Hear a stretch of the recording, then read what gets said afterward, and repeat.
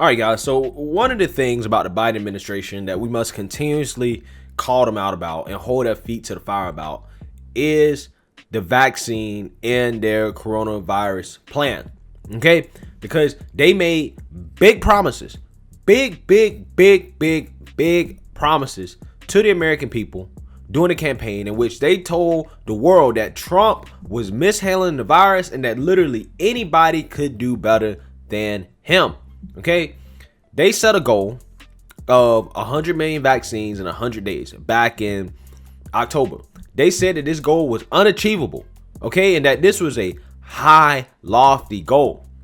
Okay, lo and behold, once Biden actually gets into office, President Trump is already well on his way to not just hitting that goal, but surpassing that goal significantly, right? Biden gets in office, he sees this, and all of a sudden, he backs down. And he says, hey, we don't need to set the goal any higher. However, the last administration has left us in a very bad situation, right? That's why we don't need to set the goal higher. Okay? And to anybody listening, anybody with common sense is thinking, this ain't right. You can't have it both ways here. Because you were literally just telling me a few months ago how Trump is the worst ever and that anybody could do better with this virus than him and that there's so much that can be done. Now you're telling me that there's not much that can be done at all now, right? That you can't achieve and do better than the last administration, even though that's what you campaigned on. So because of that, we have to continue to call them out. And the Biden administration, which includes Kamala Harris, is effectively pimping this lie that Trump didn't even have vaccines, right? First, they try to say he didn't have a vaccine distribution plan. Now they're just straight up saying he didn't have any vaccines. Now, Biden casually mentioned this at the CNN Townhall, and it seems like he wasn't even called out about it. So let's take a look. By the end of July. And the biggest thing, though, as you remember, when you and I, I shouldn't say it that way, as you remember, but when you and I talked last, we talked about, it's one thing to have the vaccine, which we didn't have when we came into office, but a vaccine. Now, let me stop here. He is clearly saying that he did not have a vaccine when he came into office. Now, some Biden apologists are going to say, well, that's not what he meant. What he really meant was that they didn't have a vaccine plan. Doesn't sound like it here, right? He should probably correct himself. Maybe he should probably release a statement if this isn't what he meant, that they didn't have a vaccine. Okay? So I don't think it was a mistake. I think he's saying this on purpose. I think he's trying to put in the minds of American people that they inherited a terrible situation, even though Fauci has said that's not necessarily true. The numbers show that's not necessarily true. They're grasping for straws here because they know that the Trump administration has done everything that they could possibly do when it comes to this pandemic, and they don't want to admit that they can't one-up him. That's the issue here. Okay? Vaccinator. How do you get the vaccine into someone's arm? So you need the paraffin, you need the needle, you need the mechanisms to be able to get it in. You have to have people who can inject it in people's arms. That's been one of the problems, just getting enough people. Yes, now we have made significant strides increasing the number of vaccinators. By the end of July. All right, so that's him talking there. So Trump, who's been basically muzzled on social media, is still getting a lot of news coverage. And it's like I told you guys, Trump is still getting news coverage because of money, right? Obviously, this is Newsmax, but CNN has been talking about Trump as well. And the reason why is, again, like I said, because of money, right? So even though the president has been muzzled to a certain extent in terms of his reach on social media, mainstream media is going to continue to cover everything that he says, right? He released a statement. You know, obviously, they hopped on the McConnell thing quick, fast, in a hurry. Now, they're going to be slow to hop on this one because it's going to prove that their whole narrative was wrong about Trump and the vaccines and how well he was handling the virus. But obviously, Newsmax is going to give the president a platform to basically comment and respond to Joe Biden essentially saying that there was no vaccine. So let's take a look at President Trump's response. And we were giving millions of shots and millions of doses, so he was either not telling the truth or he's mentally gone, one or the other.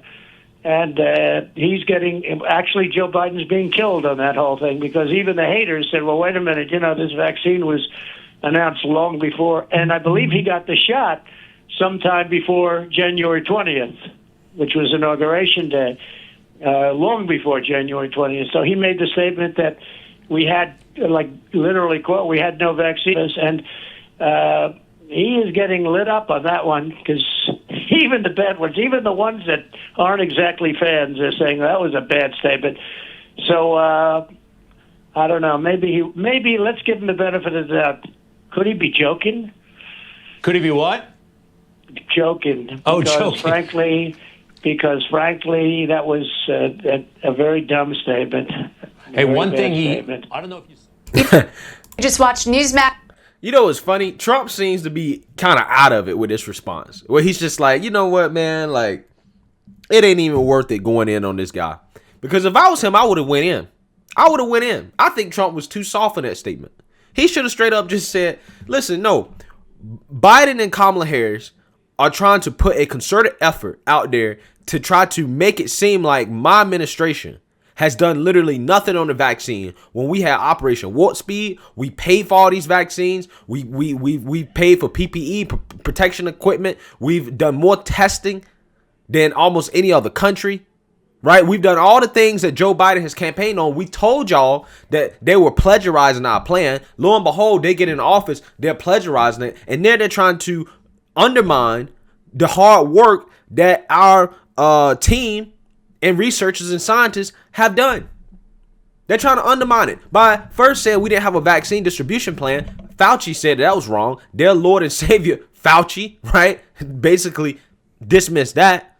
Okay? Now they're trying to say we don't have a vaccine. How far are they going to go with this? Next, they're going to try to say that we wasn't testing. Okay? I think Trump should have been a little bit harder on Biden in this. Right? But, I mean, he did say that, he's either not telling the truth or he's mentally going. I mean, I think it's a little bit of both. And I'm really just sick and tired of the Biden administration doing this. But, I will say, the media has been consistent in regards to getting on Biden about him not upping his expectations. Right? They have been consistent on that. But the media has not went as far as they need to and say, you know what? Didn't you say that Trump was doing such a bad job? Don't we owe Trump an apology for how he handled the virus? Since you guys have got in here and you've basically said that you can't do better and that you've been hesitant to do more. Isn't that something that we should consider doing? Right? Isn't that something that you should do? I would love to hear journalists ask Biden or Kamala, since you guys don't want to open up schools and you also don't want to up your expectations for vaccinations, don't you owe the Trump administration an apology for achieving such a high standard that you guys set? Don't you owe them an apology? Shouldn't you admit that they actually did a better job than you thought? Because you can't have it both ways. You can't say there was no vaccine distribution plan, there was no vaccines, when the numbers are in direct contrast to that. And then try to say, well, we can't do better.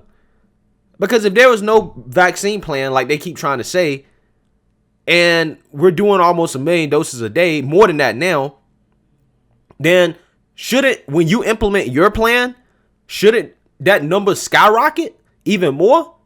Right? But see, the truth is that there was a plan. Trump basically allowed the states to administrate this vaccine in a way that they felt was best. And that's what was happening.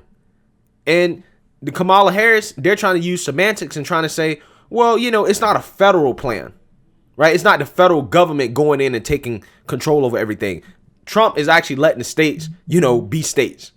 Oh, man, that's the worst thing in the world, right? A fascist letting states handle their own stuff, right? That's what these liberals have criticized Trump for. They call the man authoritarian and fascist. And every time you look, he's getting criticized for not being a fascist.